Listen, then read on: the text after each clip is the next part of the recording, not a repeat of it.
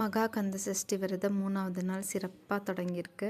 இன்றைக்கி கொஞ்சம் லேட்டாக தான் எழுந்திரிச்சேன். ஏன்னா பசங்களுக்கு இன்றைக்கி ஸ்போர்ட்ஸ் டேங்கிறதுனால மத்தியானத்துக்கு மேலே தான் அவங்க ஸ்கூலுக்கு கிளம்புனாங்க. அதனால நான் கொஞ்சம் லேட்டாக எழுந்திரிச்சு பூஜையெல்லாம் ஸ்டார்ட் பண்ணேன். பால் காய்ச்சிட்டு ஆப்பிளும் கொய்யாப்பழமும் வச்சு பிரசாதம் வச்சு சாமி கும்பிட்டாச்சு. நம்ம விளக்கேற்றும் போது கீழே சர்க்கோன் தீபம் கோலம் போட்டு அதுக்கு மேலே விளக்கேற்றினா நல்லாயிருக்கும், சிறப்பாக இருக்கும்னு சொன்னாங்க. நானும் அப்படி தான் விளக்கேற்றிட்டு இருக்கேன். காலையில் சாமி கும்பிட்டு முடிச்சுட்டு பாலும் பழமும் குடித்தாச்சு. அந்த முந்தின நாள் ஈவினிங் வாழைப்பழம் படைச்சிருந்தேன் இல்லையா, அதை மறுநாள் காலையில் சாப்பிட்டுட்டேன், பால் குடிச்சிட்டேன். மத்தியானம் ஒரு 1:30 மணி போல் ஸ்கூலுக்கு கிளம்பி போயிட்டேன். போனால் அங்கே பார்த்திங்கன்னா ஒரே மழை. ஸ்போர்ட்ஸ் டேனாலே இவங்களுக்கு மழை பெய்ய ஆரம்பிச்சிரும். ஒரு 4 வருஷமாக ஸ்போர்ட்ஸ் டேவே வைக்கல, இந்த வருஷம் தான் வச்சுருக்காங்க. மழை பெய்யும் போது எல்லோரும் ஒரு இடத்துல போட்டு அடைச்சாச்சு. அதுக்கப்புறம் கொஞ்சம் நேரம் கழித்து வெளில வந்தாங்க.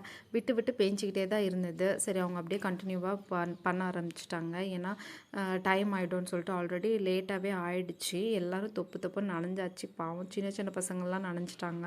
எதுவும் காய்ச்சல் கீச்சல் எதுவும் வந்துடக்கூடாது கடவுளேன்னு வேண்டிகிட்டே தான் இருந்தேன். நானுமே நல்லா நனைஞ்சிட்டேன். அப்புறம் ஈவினிங் லேட் ஆகிடுச்சு. ஒரு 7 மணிக்கு மேலே ஆயிடுச்சு சாமி கும்பிட்றதுக்கு. அதுக்கப்புறம் நான் பால் காய்ச்சி சாமி கும்பிட்டேன். நான் பார்த்திங்கன்னா விரதம் இருக்கும்போதே பயந்துக்கிட்டே தான் இருந்தேன். ஏன்னா எனக்கு ஈவினிங் கொஞ்சம் சீக்கிரமாக சாப்பிட்டாலே நைட்டு பசி எடுக்க ஆரம்பிச்சிடும். நம்ம எப்படி விரதம் இருக்க போகிறோம், அதுவும் பால் பழ விரதம் எப்படி இருக்க போகிறோம்னு நினச்சேன். ஆனால் சுத்தமாக பசிக்கவே இல்லை.